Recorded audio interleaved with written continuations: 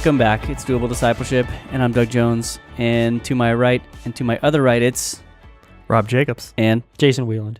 Well played, guys. Thank you. I said my name well. Since no one knows where we are and we have a portable backdrop, let's say we're at the former site of the Garden of Eden, broadcasting not live, but after the fact, because that's how podcasts work. Are we east of Eden? And since no one knows where that is, Good book. this is a fun imagination exercise. All right, last week we talked about worldview, and it was important. It was an important discussion. Today we're continuing the talk about worldview by examining the first of 4 questions that we said a good worldview needs to answer. The things that we observe, the questions that we know linger in the human heart, how do we answer them? First, how did everything begin? How did all that we see come to exist? Second, why are things the way that they are? Third, how can things be made right? And fourth, how will everything end? Today we're talking about that first one, which is how did everything begin in the first place? Every good worldview needs to account for this. Lots of different worldviews paint this picture a lot of different ways. It's a big question. But we don't think they're all necessarily logical, rational conclusions. So let's get into that. First, you want to take us into a little bit on why origins are important? Like, why does it even matter? Why should we care how things came to exist? Right. Well, origins are important because it carries implications of what is valuable. If we believe that we're valuable, if we believe that we have worth, if we believe that those things are intrinsic to us and inherent in us, then how we came to be would ultimately be answering those things. And even if it's true, it doesn't make sense to believe that we're valuable. It doesn't make sense to say that we're worth and we have purpose if we don't believe that we are created by God, that we somehow just arose through the primordial ooze and through chaotic random selection. Here we are. If you look at kind of the biological materialistic view of things, it's going to say, well, natural selection, the strong survive, the weak die.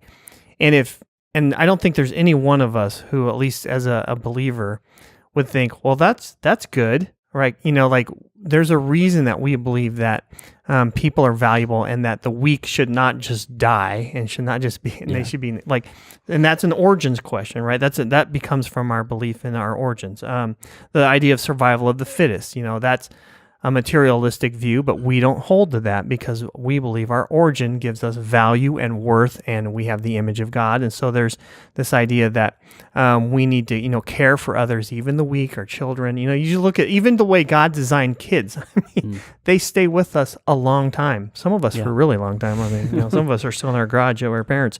But so there's even you just look at that and say God's just done a little thing different with man.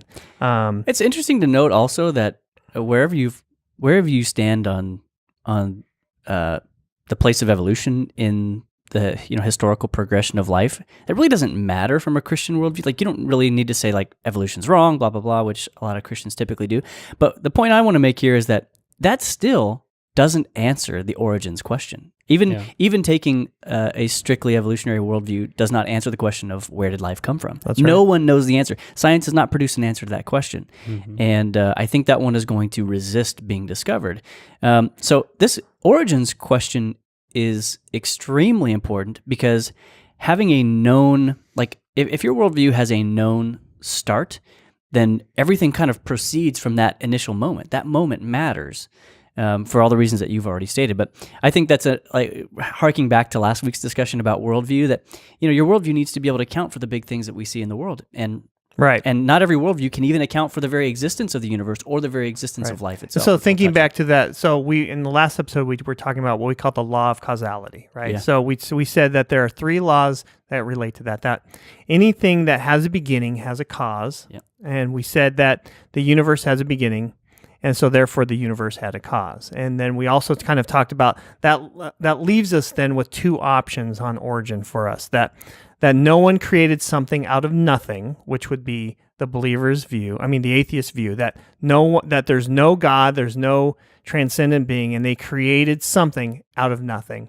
Where the believers, and us as Christians, say that someone, a creator, a designer, God, created something, us, the world, the universe, out of nothing. So those two views have massive ramifications as they play out into our lives and into our societies. So here on, we'll be talking primarily from the Christian perspective. We're now going to be telling the Christian story. We're going to be telling the story of reality, from the stance of the Christian worldview. So lots of different ways of telling the story, but this is the one that obviously we hold to. Probably the one that you hold to if you are a regular watcher of the show. But wherever you come from, this is where you can kind of hear the basics laid out. So Jason, why don't you take us into the first big question? How did God create? Yeah, so how did God create? We got a couple of big points that we're going to be touching on here, but the first big one, I think that Rob just mentioned kind of briefly as he was talking, is this idea of, is God created out of nothing? And really, that's a huge concept to think about, because our human minds really can't comprehend the idea of nothing. Like, if you think about nothing, you usually think of blank space. Well, there's no space. Think about that. Yeah, like, imagine there were no space. Yeah, there's literally no such thing as light or dark. There's no such thing as space. It's so hard to imagine, because whatever you're imagining, that's still imagining something. Yeah, you're smuggling some image of something into I'm imagining your a blank void. That's something. Well, good job. You just label a void. Yeah. So what we're talking about is nothing. So no space, no time, no matter, no energy. Literally just God. Ex nihilo. Is that the... Nihilo. Yes. Yeah, Nihilo, yeah. It's creatio ex nihilo, whatever it's the term. But yes, so literally creation out of nothing. So, and yes, there is like a debate on what the timeline of creation is. There's some people who think it's an old Earth versus a young Earth approach. So it's either billions and billions of years ago, or it's thousands of years ago, or whatever. We're not going to get into that debate here. Yeah. But the main point, the crux of this that we need to have this foundation on, is that God created everything out of nothing. Yeah. Sheer nothing. Yes. All right, Rob. What about the objection that people raise? Like, so there are some who challenge the idea that God created the universe with the question, well, who created God? Right. What's the answer to that? Yeah, so the very question is an illogic question, because it's a definition question. They're confusing the definition of God. God, by definition, is just like Jason was talking about space, time, matter, and energy. God, by definition, is outside of all of these things. So he is eternally existent. He had no creator. He is the uncreated being. Yeah. So he did not come from a creator, because then that would presuppose logically, well, then who created that? So God is the being that has existed forever. He's been outside of time. He's been outside of space. He's been outside of matter.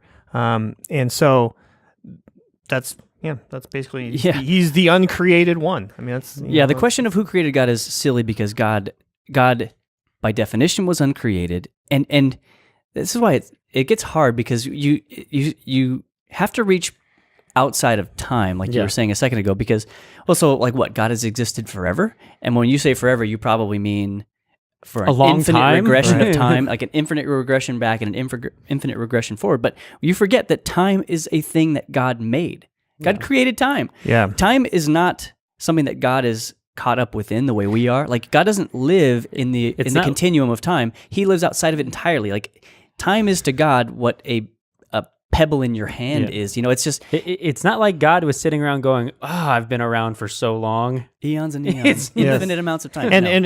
And physicists, they have a hard time saying even what time itself is. If you say, well, what is time? Well, it's a measurement of things that have happened. Yeah, but the measurement, great. But what itself is time? I know how you're measuring it. You're measuring with minutes, hours, and seconds. But tell me what it is. Well, I'm not exactly sure what that is. Yeah. So when you say like God existed before creation, that doesn't even make sense, actually, because there was no before. There was no time continuum to refer to. Right. This is where we have to acknowledge the transcendence of God, that God does not play by the rules of his own creation in this sense. God is not bound by the rules of his own creation. He is not contained within the things that he has made. And we have to also acknowledge then our own finiteness. Right. We do not have minds that are capable of thinking. But it's why God calls himself I am. Yeah. It's it's just is. Yeah, it doesn't make sense can't- to say I was, I will be, although those things are said because God has personally inserted himself into the timeline of history and in that personal and intimate way with mankind and with creation. But to try to contain God within that makes no sense at all. And this is really, really important. So if you eliminate time, then this idea of eternality and before this and after that breaks down.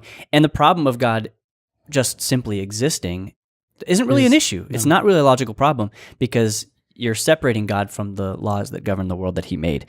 So that I am thing is such a, it's the ancient Hebrews could never have known, what the power in that statement is just incredible. Those two simple, actually, there's one word, that Yahweh word, is just so meaning packed. Like I neither was nor will be. I simply am. Yeah, At all times. so I am. meaning packed that even the Israelites they didn't like to use that word because there was so much power and meaning in that they would just say the word. And not to be chronological snobs or anything like that. Like we're not saying that we have any better grasp of that either. Like you hear us wrestling with with the idea of eternity and infinity and nothingness. Like we still can't get our heads around those ones. But man, powerful, powerful stuff. We also know, so God created out of nothing. No one created God. God is the uncreated being, and he is the only one. We also know he created an orderly world that's governed by predictable laws. This creation that he has made operates on the basis of laws that we can predict. In fact, that's what enables a study. We have a discipline that we call science because of those predictable laws. Exactly. Yeah. Without those predictable laws, there would be no basis for discovery. This would be a bizarro world where anything could happen at any time, and there would be no rational basis for anything that occurs around us. Dogs there would and be cats no living together. pandemonium. Yes, it's interesting that even those laws, mathematics, physics, logic, that those very things point to a creator because it would be impossible for us to be able to explain anything without those things. So when people say, well, logically, I can deduce that there is no God, it's like, actually, logic itself proves there is a God because you can't appeal to anything else if you don't have those things. And God is the giver of these laws of physics and mathematics and logic and those sorts of things. The evidence of mind in creation that God's thought process has been planted in creation. Oh, by the way, I want to go back to this idea of out of nothing before we pass on. A couple weeks ago, Pastor Rick talked about the Big Bang on the weekend, Right? And you made the point last week in our talk about how Rick said this is the classic thing that if you've got a Big Bang, the laws of causality dictate that there must be a Big Banger. There has to be someone who initiated that. So Christians actually. Let me put this to rest. Christians don't necessarily have to take issue with the Big Bang. Now, we don't necessarily have to, we're not going to get into all the particulars of various cosmologies. We're not going to do that here. But Rick said, I'm good with the Big Bang. He's like, where there's a Big Bang, there's a Big Banger. Yeah. But what I think is very interesting is if you hear from a physicist, they'll tell you that what Christians claim happened at the moment of creation, that God created matter, space, time, and energy. That's exactly what scientists claim happened at the point of the Big Bang. They say that there was no space, that the Big Bang was an actual expansion of space. Space came into existence, time came into energy, matter, all came into existence in this event. So it's very peculiar. And that's interesting to too, find because the and to coincidence. speak that science itself changes. So we always say, science is science is changing itself. For many years, scientists thought that the universe was eternal. Right. And now, they've come to the same place that Genesis 1 is. In the beginning, the word is spoken and things, The universe is expanding, but it will contract. And just as with the origin of life, there's no answer to the how. There's a lot of theories that are postulated, but there is no knowledge of how the universe came. But yes, that's actually interesting. In fact, when I was doing my undergrad, I took an astronomy class, and even at that time, there was still a holding to this idea of this infinite expansion and contraction, that the universe expands in a Big Bang, and then gravity takes over and eventually pulls everything in. Scientists now believe that that's not the case at all. In fact, the expansion of the universe seems to be increasing in speed. How can that be? Dark matter, dark energy. I was going to say, you want to get into it. Not to get into all that. That sounds fun. Not to get into all that. But very, very powerful truth. Again, always psychs me out because let me put another one to rest. Christians are not enemies of scientific discovery. In fact, historically, Christians and science have more often than not gone together. We love to see this universe understood better. I think that's one of the gifts that God has given us, is the ability to explore this unimaginably huge, complex, and gorgeous creation that he's made. But also that we don't do that at the expense of like Romans 1 says, denying the maker Right. and worshiping the thing that was made. In fact, a lot of those scientists who would study creation and or just cosmology or astrology or mathematics, they did so because they believed in God and knew, well, God is a rational being and has created these laws. So therefore, these things are things that we could perceive and understand and study. Again, without those laws, what is there to study and what is there to perceive? There's just no rationale for anything. So the early science relied upon that, made that assumption that those things existed. Yeah. Good stuff. All right. Onward, we also know that God created in a personal way.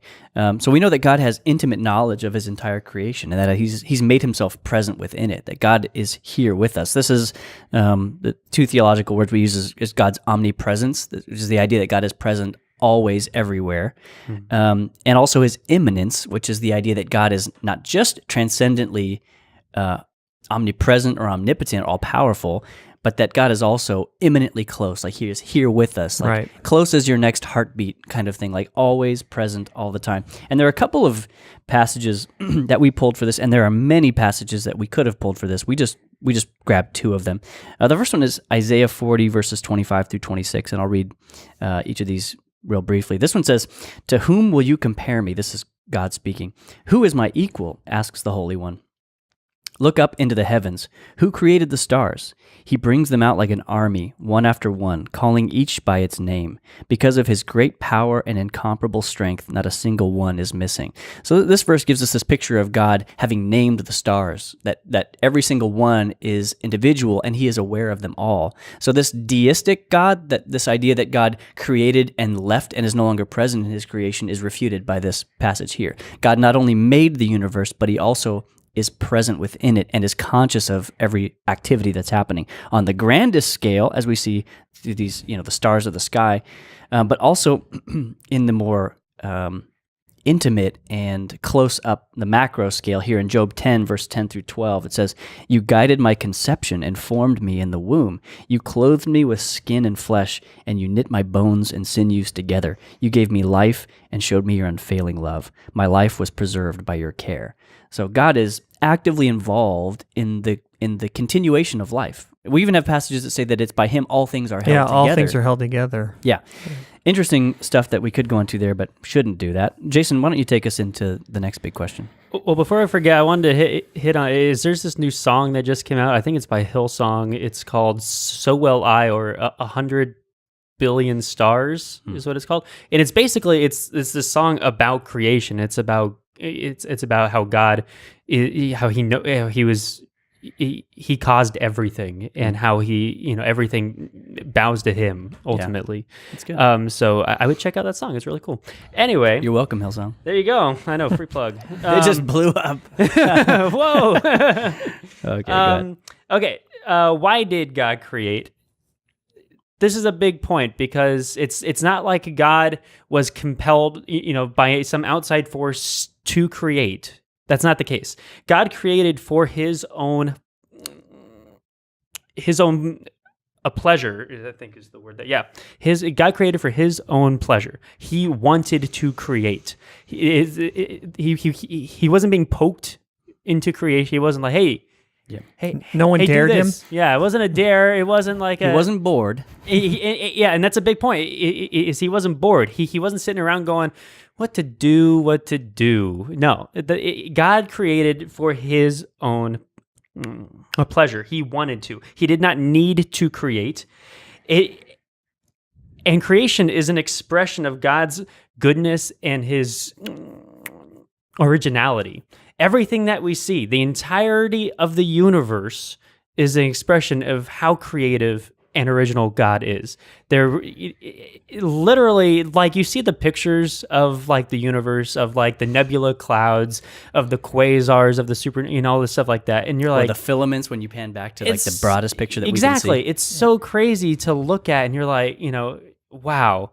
And what we should be saying is, wow, is God so cool? Yeah. That he forms all this stuff, and with intention. I Yeah. think is a big point. It's not like he just made it and just let it do its thing. Is he knew everything, and he continues to hold and to preserve, as we talked about just a minute ago. Yeah. And a big point in this is he made everything for his own sake. It's because he wanted to. Yeah. And so as we talk about what it means to have a worldview and to answer this question of how did it all begin, or where does it all come from? When you think about that, God created for his pleasure, for his own sake. He didn't need to create, but he chose to. He wanted to. Yeah. That is a huge point in developing a worldview. Yeah. This point has long been a motivator for worship for human beings. And Rick, in the same message that we referenced earlier, he was talking about how we can see God's handiwork. We can see the things that he has done and know quite a bit about him just based on what we see. But I'm struck by, you use that word originality, is just like everything that human beings create is derivative, right? Everything that we do is inspired by something else that exists within creation. God created the universe without any frame of reference, it's completely original. Nothing it that is we not can even derived think from of, yeah. anything. So it's like, it's staggering that God could just trying to like, just not, of course, not even trying to comprehend, but just to like reflect on the mind of God and the incredible complexity that he's made. And he did it just sheerly out of his own creative power. Yeah. And not only that, but also he did it and he said that it was good. Yeah. Yep. Right? That's a big That's point. really important. Colossians 1:15-17 says, he existed before anything was created and is supreme over all of creation. For through him, God created everything in the heavenly realms and on earth. He made the things we can see and the things we can't see, such as thrones, kingdoms, rulers, and authorities in the unseen world. Everything was created through him and for him. That last line in particular, everything was created through him and for him, pretty much sums up this idea of how God created it and why it was for him. Yeah. Yeah. For his glory. This is a bigger question, and we'll kind of land it here, and this could be a whole nother episode. But it is interesting to see how the Trinity is present in creation, and that speaks again to worldview, because God is not just singular. God is, the idea of the Trinity of three persons, and they were already existing in this perfect relationship of love. So God is creating out of this overflow of his love. He's getting glory from it. But again, just interesting to think about if you even just say, well, I believe in just a creator, but is it really the God of the Bible? Is it the Trinity? Because there's something unique and powerful in that. So just another thing to consider. Yeah. All right, let's talk about what is humankind. So what are human beings in relation to this God? We know that according to the Bible, human beings are very much like any other creature, at least any other terrestrial creature. We, like all mammals, have hair, produce live young. We have to eat It's like and a breathe biology and drink textbook. and all that stuff. Like, we have commonality with physical beings, right? Yeah. So we know that in We're a all sense, cellular, molecular, DNA. in a sense, there is an animal element to human beings, but we know that there is also this crazy, really interesting and powerful dynamic that exists with human beings as well, that we are made in the image of God, that we possess his image. And we can talk briefly about what that means, but in essence, human beings are not mere animals, but we also, while we exist physically, we also have a spiritual element or a spiritual facet to our existence, that we're creatures who have a unique ability to live in this created world, to live in this physical world, and yet also relate meaningfully with God. And so you can kind of boil down this made in the image of God thing to basically mean that human beings were made by God good, and we'll talk about what happened next week and how things seem so not good now, but God made us to be good. He made us in his image, and that in making us in his image, he made us to possess enough of his own qualities that personal, meaningful relationship between us and him might be possible. That's, I think, the easiest way to boil it down. we possess many of the same qualities that make God God.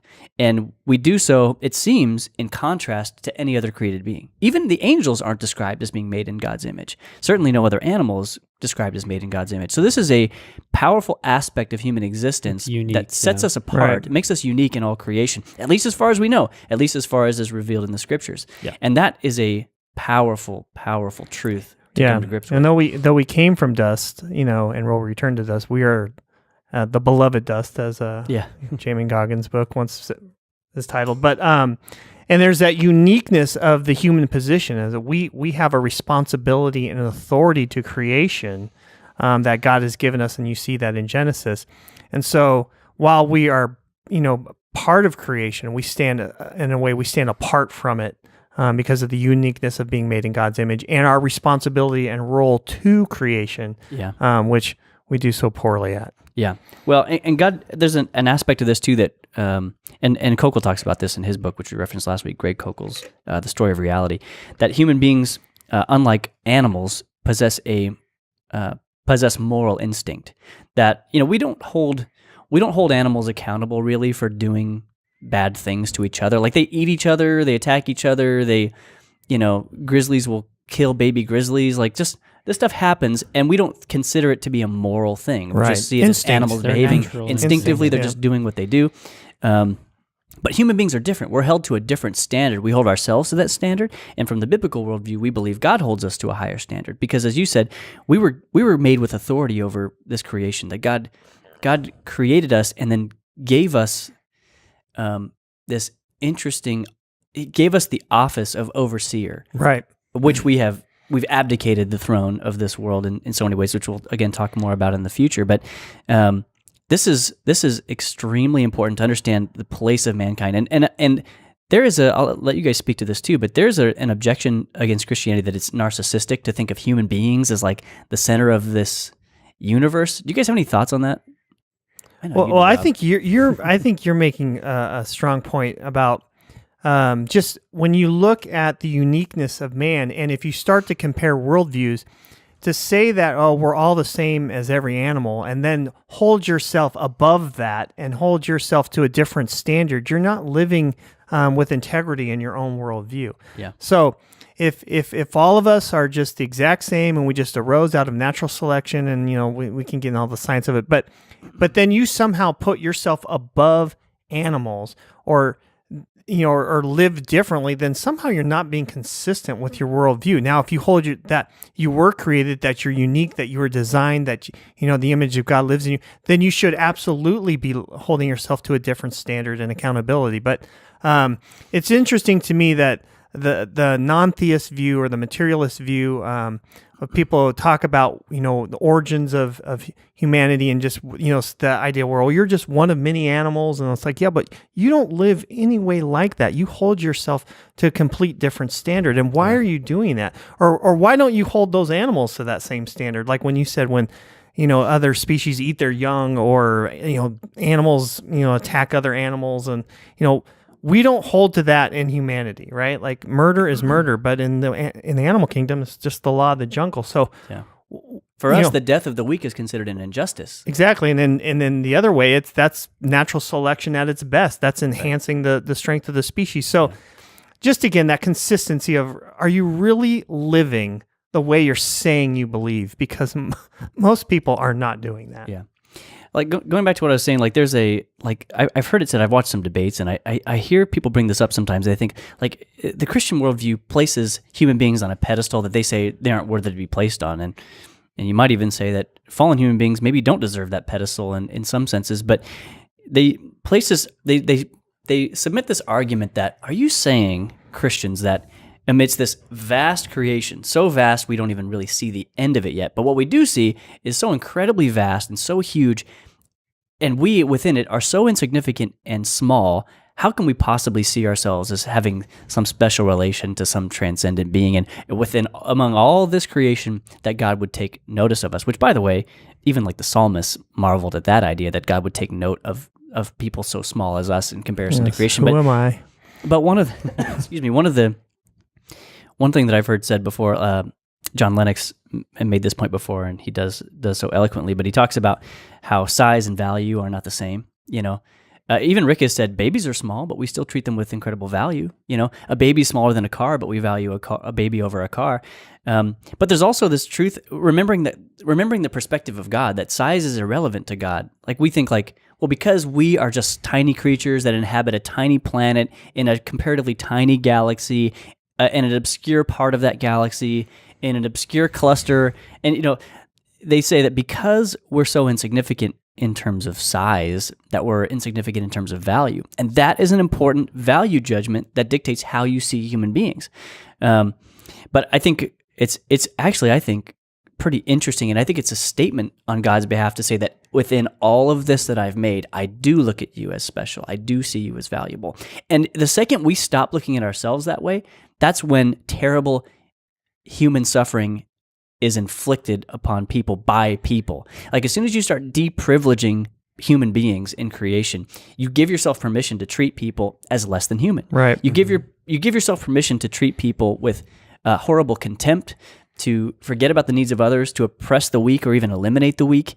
All kinds of evil can flow from that. And again, on our worldview, we can use the word evil and mean it, and it means something. But I think this is so important that we get this perspective of human beings, that God made us to be good, and that God made us for relationship to Him. And He gave us all the tools, all the attributes that are necessary to have meaningful relationship. And I think that, again, speaks to the 40 Days of Prayer campaign as well. Like, this is who is praying to God. That you were not just some, lowly, unloved, clump of biological matter, that we are saints in God's eyes. I mean, this is who He wants to pray. So again, this should just be reminding you that when you're praying, not only are you praying to this amazing God, but you have worth and value, and that's why God wants to communicate with you. You're His child. Yeah. So we've covered the origins, and I know we could say a lot more about this, and luckily we have an indefinite number of future episodes, so we will undoubtedly be back to the origins conversation in the future, because there's so much more to say that we just can't fit into this episode. But again, we want to cover, excuse me, still getting over this tickle cough. We want to cover those 4 big questions, and so we've kind of begun with the origins question today. How did everything begin? Next week, we're going to talk about basically where things went wrong, because regardless of the worldview you hold, you acknowledge that the world is not as good as it ought to be, or as good as it could be. That's why you still feel this gut-level reaction to the injustice and the horrible things that you see occurring in the world, regardless of where you stand, or, as Rob said, what you claim to believe. Because you may claim to believe in a worldview that doesn't acknowledge tragedy as tragedy. It simply is what it is. But yet, there's something in you that responds with maybe anger, with outrage, with pain and sorrow when you see terrible things happening. So tomorrow we're going to talk about next week we're going to talk about under the biblical worldview. Aggressive. News to us. Yeah, that's going to be a quick turnaround. We're going to talk about under the biblical worldview how things went wrong, and then the weeks following we'll talk about how they can be made right. So thanks for watching. Thanks for listening. Are we not going to do doable steps? This is my doable bad. discipleship. I forgot. Bring us home, Jason. Bring Come us on. home. Oh, well, okay. Come on, Okay. I'm glad you. See you next week. And with Jason. Yeah. Cut Doug's mic, Jason. If you're still here, we're going to talk about some doable steps.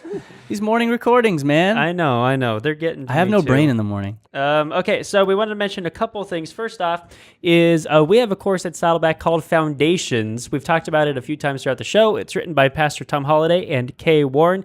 Covers the 11 core truths about the Christian faith, and one of which is creation. So there are 2 weeks in the course that are spent on the topic of creation. So it's in the new year. Foundations is going to be kicking off at a bunch of campuses. So be on the lookout for that. You can go to saddleback.com/maturity and you'll see info on all of that coming up. Another thing that we wanted to mention is a book by a friend of Saddleback, former pastor at Saddleback, Lee Strobel, called Case for the Creator, which is just a great book that really gets into a bunch of the science stuff. If you're sitting there going like, wow, I could really have used more science, then this book might be for you. So you can go and check out that book. Do I have to do math? You do not have to do math. So there you go. For you. It's all, but yeah, exactly. It's laid out perfectly for you. So that's a great book, along with the books that we talked about last week, which was The Story of Reality, Mm-hmm. Stealing from God by Frank Turek, and Finding Truth by Nancy Piercy. Yep. I remember those. Great. And Doug, you referenced John Lennox. He has a book, 7 Days, another great book in this area. Yeah. By the way, you may have noticed. I mean, if you've read Genesis 1 and 2, and you know, like, okay, the Bible says that there were these 6 days of creation, then a seventh day of rest. We didn't touch on that today because the timeline of creation wasn't really super important to the discussion. But yeah, that'd be a great way for you to learn more about. So what exactly are these 7 days of creation? How do we interpret that, or how are the ways that can be interpreted? You may just look get more to into enjoy his accent, Well, yeah. which is great. I don't know if you can read in an accent. I guess you could just That's mimic true. his accent. Listen to the audiobook. Jason can Well, read it in ladies accent. and gentlemen, I'll tell you. Yeah. He's got that British English combo, or excuse me, British Irish exactly. combo. I do Before believe you read- can walk on water because he created water. Yeah. Yeah, before you fun read, times. make sure to go on YouTube or something like that and just type Yeah. in John Lennox. You need to have and just John get Lennox's his voice in your head. Maybe he does the audio version. You Go should to look Audible into and that, see if he yeah. does his own reading. I could see him doing his own reading, and it would be so good. The other thing we wanted to mention is to go back and read the account of creation from the Bible. So read the first 2 chapters of Genesis. Hold off on chapter 3 because we'll get to that next Yeah. week. But read the first 2 chapters. Cool. That's what I got. Sweet. Thanks for watching or listening. I mean it this time. We'll see you next week. If you're a podcast listener and you enjoyed this episode, consider giving us a rating or a review on iTunes. If you do, you'll help other people find us in the future. And if you're thinking, hey, listening's great, but is there a way I can watch these episodes? Yeah, there is. Subscribe to the Saddleback Church YouTube channel for video versions of these conversations, plus lots of other video content. And if you're already watching us on YouTube, subscribe to the podcast so you can listen in the car or wherever else you go. Lastly, you can always get in touch with us by emailing maturity@saddleback.com. Send us your thoughts, send us your questions, your Bible questions, your life questions, whatever. Who knows? Your question just might inspire an upcoming episode. Thanks again for tuning into Doable Discipleship. I'm Doug Jones, and I hope you'll join us again next week.